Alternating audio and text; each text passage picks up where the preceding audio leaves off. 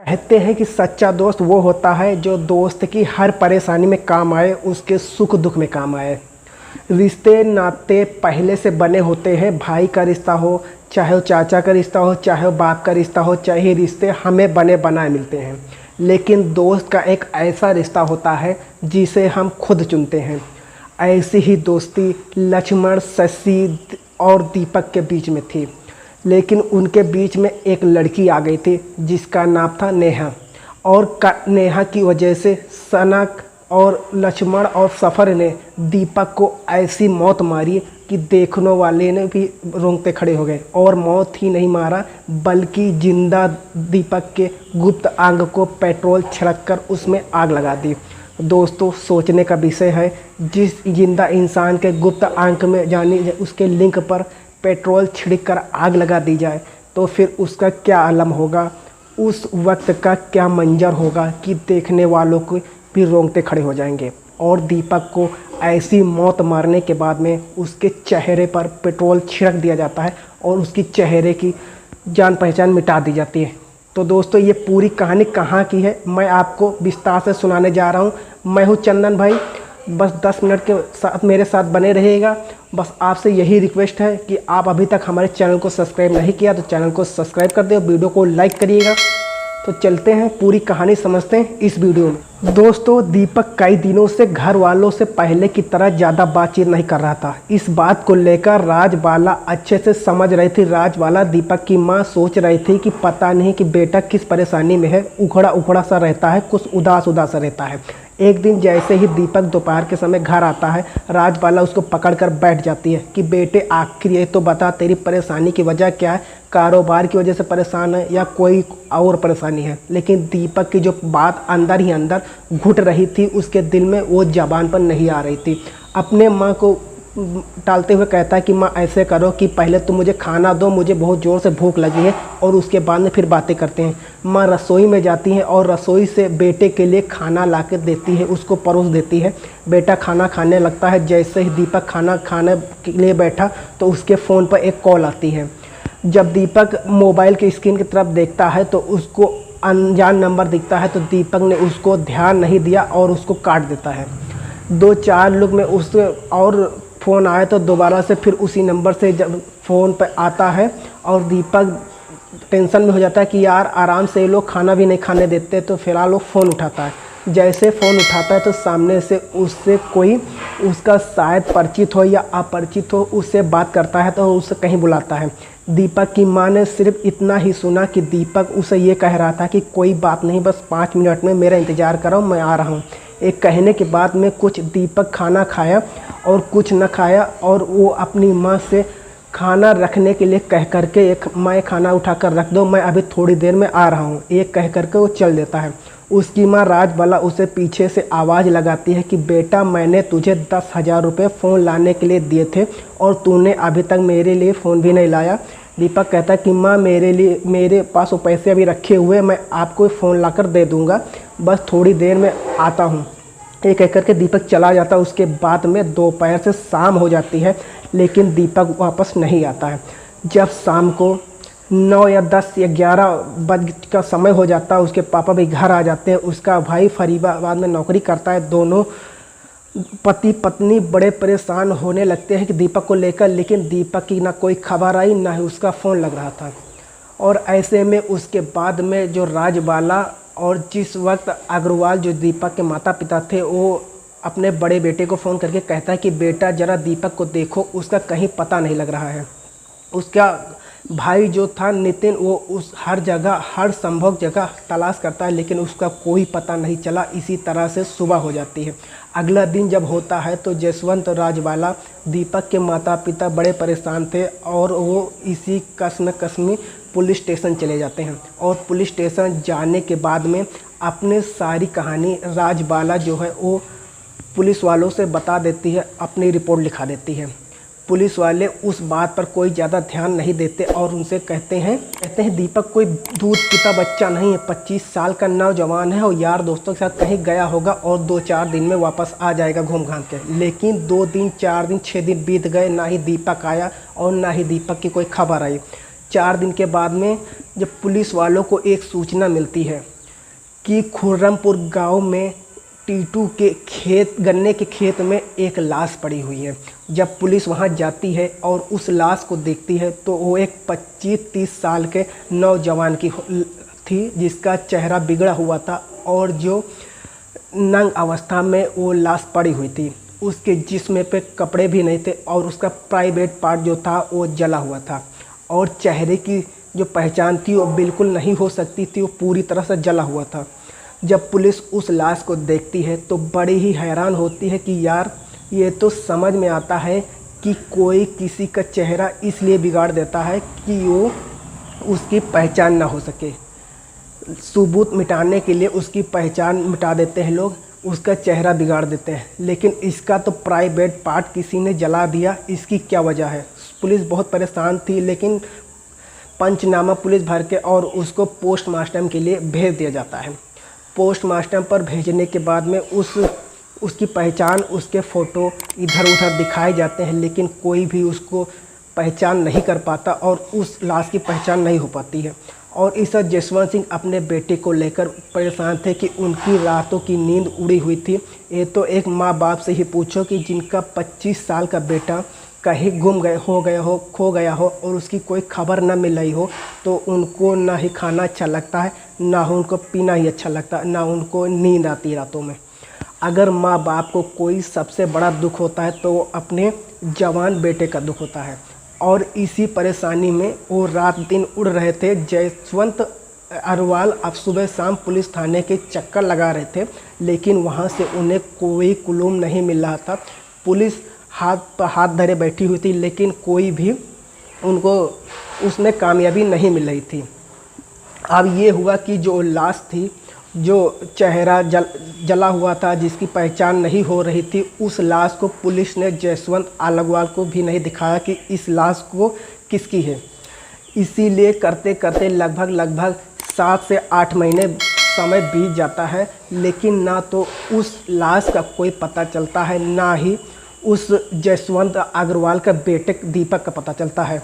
6-7 महीने बीत जाने के बाद पुलिस ना तो उस लाश का पता कर पाई, ना ही दीपक के बारे में पता लगा पाई। इसी दौरान नई थाना प्रभारी राम प्रकाश शर्मा से जसवंत अग्रवाल ने मुलाकात की और बेटे का पता लगाने की अपील की। थाना प्रभारी दीपक ने फ़ोन पर कॉल डिटेल्स अध्ययन किया। जांच करने पर उन्हें ये पता चला कि दीपक की दोस्ती मोहित शर्मा के नाम से एक लड़की से थी। जब मोहित शर्मा के लड़के की उन्होंने डिटेल निकाली तो उन्होंने आपराधिक किस्म का लड़का था और उस पर हत्या और आमर्श एक्ट के तहत 2 मुकदमे दर्ज थे, जबकि दीपक एक सीधा साधा और बहुत ही सज्जन व्यक्ति था, बहुत ही सज्जन लड़का था, जिसके उसके बैकग्राउंड में पता चला कि सबने यही बताया कि दीपक बहुत ही अच्छा लड़का था। अब थाना प्रभारी के दिमाग में ये बात घूम गई कि एक अपराधी के साथ दीपक का क्या रिश्ता हो सकता है, उसका ऐसा क्या रिश्ता हो सकता है। फिर थाना प्रभारी ने उसके फ़ोन की कॉल डिटेल्स बारीकी से अध्ययन किया तो उसमें 2 नाम और पता चले। उसमें लक्ष्मण और सामने आया और एक शशि का नाम सामने आया, और जो कि मुरादनगर में ही रहते थे। उन दोनों के खिलाफ थाना मुरादनगर में कई मुकदमे दर्ज थे। यानी दूसरे और जो तो डिटेल निकाली तो 2 लड़कों के जो और नाम सामने आए वो भी आपराधिक किस्म के थे, उनके खिलाफ काफ़ी मुकदमे दर्ज थे। अब इसी तरह से पूछताछ जब आगे बढ़ती है तो उनको थाने बुलाया जाता है, तीनों को। अब शशि को भी और लक्ष्मण को और मोहित शर्मा को जो थाने बुलाया जाता है। अब जब उनकी फ़ोन की लोकेशन ट्रैक की जाती है, जिस दिन मोहित और दीपक का मर्डर होता है, तो उनकी लोकेशन अजीब तरह पाई गई। उनकी लोकेशन उससे मैच नहीं कर रहे थे, तो इसलिए पुलिस ने उसको जाने दिया। यानी उनकी जो है पूछताछ में पुलिस को ऐसा लगा कि ये लोग भले ही आपराधिक किस्म को, लेकिन ये बेकसूर है, दीपक की हत्या में इनका कोई हाथ नहीं है। थाना प्रभारी दीपक की फिर से कॉल डिटेल निकाली, चौथी बार अध्ययन किया। उन्होंने फिर पाया कि जिन नंबरों ने दीपक का जो है अक्सर की बातचीत होती रहती थी, उनमें से एक नंबर बंद आ रहा था। दोस्तों, थाना प्रभारी की नज़र उस नंबर पर जम जाती है कि जिस दिन से दीपक का मर्डर हुआ है ये नंबर उसी दिन से बंद आ रहा है। तो अब उन्होंने उस फ़ोन की कॉल डिटेल निकालने की कोशिश की, ये नंबर किस फ़ोन में चल रहा था। अब उस फ़ोन को IMEI नंबर से थाना प्रभारी को इस काम में सफलता मिल गई। अब उस फ़ोन में कौन सा नंबर चल रहा था उसका उन्होंने पता लगा लिया। जब उसका पता लगाया तो एक लड़की के नाम पर रजिस्टर था, जिसका नेहा नाम की लड़की नाम का रजिस्टर है।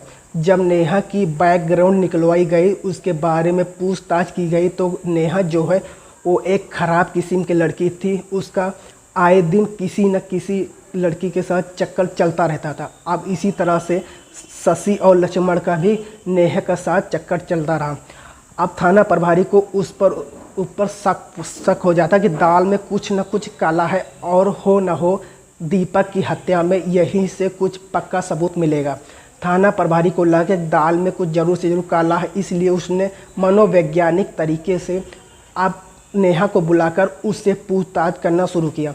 क्योंकि अक्सर कोई भी मुजरिम हो या कोई भी हो, उससे जब पुलिस को पता है, जब उसे पूछताछ की जाती है तो वो सरासर अपने आप को बेगुनाह कहता है कि इसमें मेरा कोई हाथ नहीं है।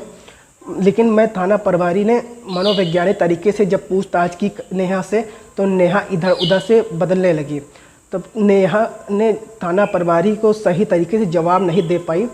जब वो सही तरीके से जवाब नहीं दे पाई तो फिर नेहा टूट जाती है, कहती है कि साहब दीपक की हत्या हो चुकी है, और दीपक की हत्या जो है वो शशि, लक्ष्मण और जफर और उसके दोस्तों ने ही की है। जब थाना प्रभारी ने ये बात सुनते हैं तो वो चौंक जाते हैं। वो कहते हैं कि जो ये लाश है जिसका चेहरा बिगाड़ दिया गया था, जो 8 महीना पहले खुर्रमपुर गांव में एक गन्ने के खेत में मिली थी, क्या वही दीपक था? तो नेहा कहती हाँ सर वही दीपक था। जब उसे पता चल गया कि लक्ष्मण और शशि और जफर ने उसकी हत्या की है, तो अब पुलिस अपने जाल बिछाना शुरू कर देती उनको पकड़ने के लिए। जब पूछताछ के लिए पहले पुलिस ने उन्हें बुलाया था तो उनको भी शक हो गया था कि कहीं ना कहीं पुलिस हम तक पहुंच जाएगी, तो वो अपने अपने फ़ोन बंद करके वो फरार हो चुके थे। जब उनकी जगह पर, उनके घरों पर पुलिस ने छापेमारी की तो वो तीनों के तीनों अपने घरों से फरार मिले। अब पुलिस मुकदमा का जाल बिछा देती है और उनके पीछे लगा देती है पकड़ने के लिए। कुछ दिन के बाद में पुलिस को सफलता मिलती है और पुलिस उन तीनों को धर दबोचती है। जब उनको थाने लाया जाता है तो फिर उनसे पूछताछ होती है, तो जो उनकी जो कहानी निकल करके आती है वो बड़ी ही चौंकाने वाली थी। उत्तर प्रदेश की गाज़ियाबाद के ज़िला का एक थाना मुरादनगर की एक कृष्णा कॉलोनी में जसवंत अग्रवाल अपने परिवार के साथ रहते थे। उनके परिवार में पत्नी राजबाला के अलावा 4 बच्चे थे, 2 बेटे थे, 2 बेटियां थी।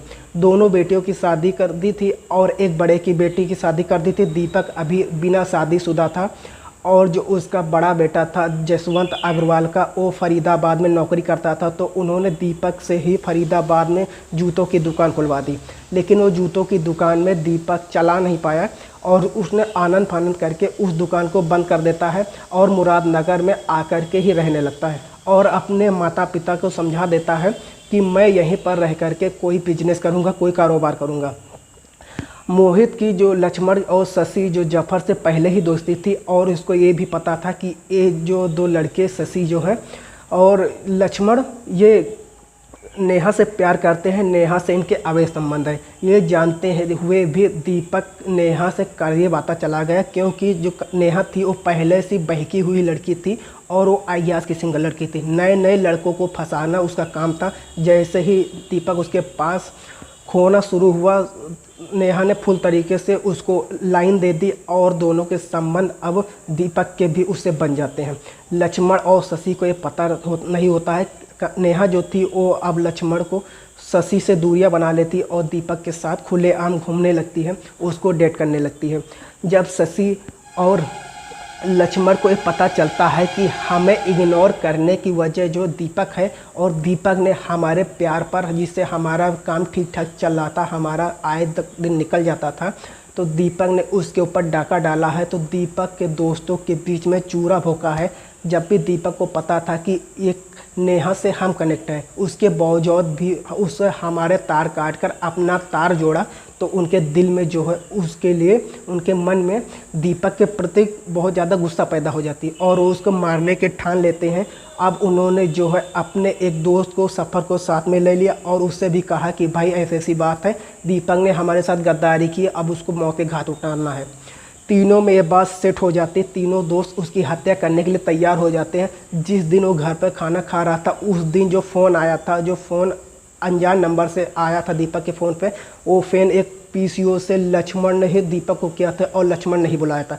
जब दीपक खाना खाते हुए उठकर आता है तो उनकी बात सुनता है तो वो उसको बैठा करके दूर जंगल में ले जाते हैं, जहाँ पहले ही उन्होंने दारू का कबाब का इंतज़ाम कर रखा था और वहाँ उन खूब डट करके दीपक को दारू पिलाई और दारू पिलाने के बाद में उसको गन्ने के खेत में ले जाते हैं और गन्ने के खेत में ले जाने के बाद में जब वो पूरा नशे में धुत था तब उसको पकड़ लेते हैं, क्योंकि दीपक ज़्यादा जद्दोजहद करने की हालत में नहीं था। शराब पीने के बाद में उसको इतना नशा हो चुका था, ना तो भाग सकता ना हो ज़्यादा विरोध कर सकता था। अब उन्होंने तीनों दोस्तों ने मिल करके उसके कपड़े उतार दिए, उसको नंगा कर दिया और नंग अवस्था में उसको हाथ पैर बांध करके ज़मीन पर डाल दिया और उसके बाद कहता है कि तेरी ये हिम्मत कि अपने दोस्तों की पीठ में ही चूड़ा भोगता है और तूने नेहा से हमको छीन लिया, जब तुझे पता क्या था कि नेहा हमसे कनेक्ट है, वो हमारी बन चुकी है, हमारी प्रेमिका है, हम नेहा से इतनी ज़्यादा मोहब्बत करता अवैध संबंध है, ये जानते हुए भी तूने नेहा के ऊपर डाका डाला और नेहा को अपने करीब ले लिया। अब वो हमसे मिलना भी नहीं चाहती है। दीपक उनसे लाख मिन्नतें करता है, कुछ समझते करता है कि भाई मैं नेहा का साथ छोड़ दूँगा, मुझे माफ़ कर दो, मुझे माफ़ी दे दे, लेकिन वो नहीं मानते हैं और उन्होंने पेट्रोल डालकर उसके प्राइवेट पार्ट पर उसको आग लगा देते हैं। जब एक ज़िंदा इंसान के ऊपर प्राइवेट और ख़ास करके नाजुक अंग, जो एक जिस्म का नाजुक अंग है, प्राइवेट पार्ट, जो उस प्राइवेट पार्ट पर उस पेट्रोल डालकर अगर आप आग लगाओगे तो फिर क्या हालत आपकी होगी। शायद कोई इस दर्द को सह नहीं पाएगा, इस मंजर को नहीं देख सकता। फिलहाल उसके बाद में उन्होंने उसकी कनपट्टी पर तमंचे की नाल रख करके गोली मार देता है। अब जो है दीपक वहीं पर मर जाता है। जब वो उसकी हत्या कर देते तो फिर वो सोचते हैं कि अब इसकी जान पहचान मिटा दी जाए वरना हम पकड़े जाएंगे। वो उसकी पहचान मिटाने के लिए उसके चेहरे पर पेट्रोल डालते हैं और फिर कुछ जंगल से सिस्टम इकट्ठा करते हैं, उसके बाद वहीं पर उसको आग लगा देते हैं और आग लगाने के बाद उसको पे जो चेहरे पे आग लग जाती है कि अब इसका चेहरा बिल्कुल पहचाने लायक नहीं है, देख लेते हैं कोई पहचान नहीं पाएगा। तो तीनों दोस्त फरार हो जाते हैं वहाँ से। तो दोस्तों जब उनसे पुलिस ये पूछताछ कर रही थी और जब पुलिस को पता चला कि वो जो लाश है जिसको पहचान नहीं हो पा रहे तो वो दीपक की है, तो पुलिस दीपक के अग्रवाल को बुलाते हैं और उनको बता देते हैं कि 7 महीना पहले जो जली हुई लाश हमें मिली हुई थी वो जंगल में नग्न अवस्था में वो तुम्हारे बेटे की है। जब माता पिता इस बात को सुनते हैं तो उनको कलेजा काँप उठता है, उनके पास अब रोने का अलावा और कुछ भी नहीं था। बहरहाल पुलिस तीनों को गिरफ्तार करके जेल में भेज देती है, तीनों आरोपियों को गिरफ्तार करके जेल भेज देती है। तो दोस्तों ये थी आज की कहानी आपको कैसी लगी कमेंट में ज़रूर बताइएगा। तो दोस्तों हमारा ये कहानी सुनाने का किसी का दिल दुखाना मतलब नहीं है, किसी को परेशान करना बिल्कुल नहीं है, बस आपको जागरूक करना है। कहानी कैसी लगी कमेंट में ज़रूर बताइएगा और हम मिलते हैं कोई दूसरे कहानी के साथ। अगर आपको कहानी ज़रा सा भी अच्छी लगी तो वीडियो को लाइक करिएगा, चैनल को सब्सक्राइब करिएगा। जय हिंद, वंदे मातरम।